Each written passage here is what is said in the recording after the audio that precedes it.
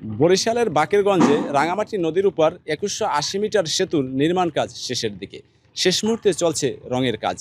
সবকিছু ঠিকঠাক থাকলে আগামী ১৭ তারিখ এই সেতুর উদ্বোধন হবে, এমনটাই জানিয়েছেন সড়ক বিভাগ ও ঠিকাদারি প্রতিষ্ঠান। আমাদের এই সেতুটির শেষ পর্যায়ে যে আমাদের এই রোজার ঈদে যাতে জনসাধারণ এই সেতুর উপর দিয়ে চলাচল করতে পারে, এই জন্য আমরা ১৭ তারিখ যোগাযোগ মন্ত্রণালয়ের উদ্বোধনের জন্য তারিখ নির্ধারণ করছে।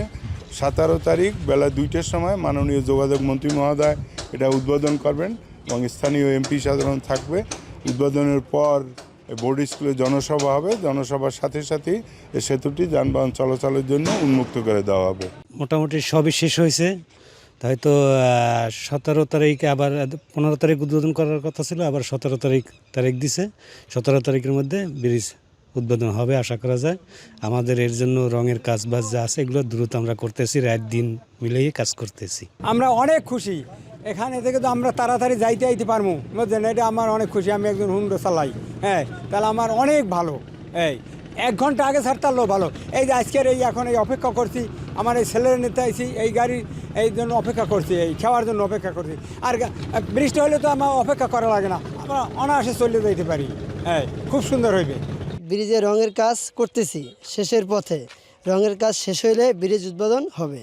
আমরা এখনও দিন রাত মিলে রঙের কাজ করতেছি। বাকেরগঞ্জের মানুষের একটাই প্রত্যাশা ছিল যে গোমা সেতু, আর এই সেতু হওয়ার মাধ্যমে বাকেরগঞ্জের মানুষের যোগাযোগের দুয়ার খুলে গেছে, যার কারণে বাকেরগঞ্জের মানুষ সহজেই যে কলসকাঠি, গারুরিয়া, তারপর যে এই পাশের যে ইউনিয়নগুলো আছে এতে সহজেই তারা প্রবেশ করতে পারবে এবং বাকেরগঞ্জের মানুষের এই দাবি পূরণ হয়েছে এবং আমরা এতে অত্যন্ত হ্যাপি এবং খুশি।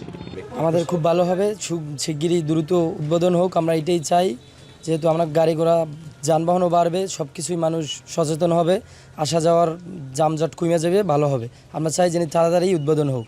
আমাদের বাউফলের ভিতরে সাধারণত ধুলিয়া, কালেশ্বরী, তারপর হচ্ছে সূর্যমণি সওয়ার বেশ কয়েকটি ইউনিয়ন আছে। ইউনিয়নের লোকজন সাধারণত এখান দিয়ে আসা যাওয়া করে। তো ব্রিজটা যদি ঈদের আগে উদ্বোধন হয় তাহলে আশা করি আমাদের সবাই উপকৃত হব এবং এই সব ইউনিয়নের মানুষজন অনেক আশাবাদী ব্রিজটা নিয়ে, বিশেষ করে বাকেরগঞ্জের লোকজন, বাউফলের কিছু লোকজন যারা আসা যাওয়া করে। তো ঈদের আগে যদি উদ্বোধন হয় তাহলে ইনশাল্লাহ মানুষ আমাদের জন্য ভালো হবে আর কি। আমাদের রঙের কাজ তো একবারে কমপ্লিটের কাছাকাছি, আর রোড মার্কিং তো কার্পেটিং তো হবে, কার্পেটিংয়ের পরে রোড মার্কিং হবে। তারপরে আমাদের কাজ কমপ্লিট করার পরে উদ্বোধন হবে, উদ্বোধনের দ্বার প্রান্তে আর কি কাজ মোটামুটি কমপ্লিট আর কি। ব্রিজটা রানিং হয় তাহলে আমাদের যাতায়াতের জন্য কোনো টেনশন থাকে না, যেহেতু আমরা যে কোনো মুহূর্তে আমরা আসা যাওয়া করতে পারি, এই জন্য আমাদের ব্রিজের অনেক সুবিধা। বরিশাল থেকে গাড়িতে ওই ফেরি বরাবর মাল আনতে আমার কস্টিং খরচটা বেশি হয়, আর যদি ব্রিজটা তাড়াতাড়ি চালু হয় তা আমার কস্টিং খরচটা কম হবে। ব্রিজ চালু হলে একটা অটোতে মাল আনলে আমাদের ভাড়া টাকা কম লাগবে, ক্যারিং খরচ কম পড়বে, আমরা দুইটা ব্যবসা বাণিজ্য ভালো করতে পারবো। এই জন্য গোমা ব্রিজটা হলো দীর্ঘদিনের আমাদের প্রত্যাশা।